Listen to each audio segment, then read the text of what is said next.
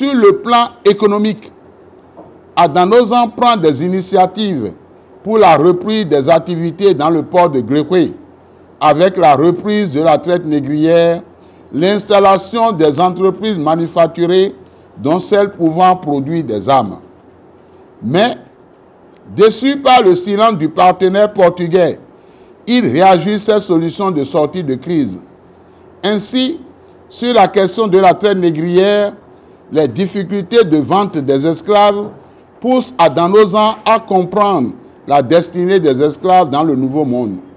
Ses collaborateurs lui expliquent qu'un plus grand nombre parmi eux travaillent dans les plantations de coton, de canne à sucre, de café et autres de leurs maîtres. Une minorité est utilisée à des tâches domestiques chez leurs propriétaires. À défaut de les vendre, ils décident alors de créer de grandes fermes royales pour produire du palmier à huile et d'autres cultures vivrières comme le manioc et surtout la variété américaine du maïs pour lequel il initie une fête traditionnelle appelée Badekwe pour booster sa production parallèlement à celle du mil, la principale céréale du Dahomey.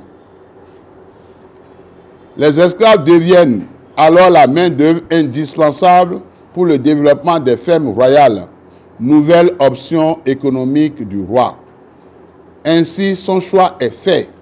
La vente des esclaves peut faire place au travail de la terre. Le travail des captifs de guerre dans les fermes agricoles du Dahomey profite plus au royaume. Adanosan relance alors l'agriculture pour que l'État dahoménou ne sombre pas dans une crise économique sans fin. Le Dahomey entame ainsi sa reconversion économique. Les superficies consacrées aux palmiers à huile s'étendent désormais à perte de vue. Les esclaves ne sont plus tous acheminés vers le port de Gréqué.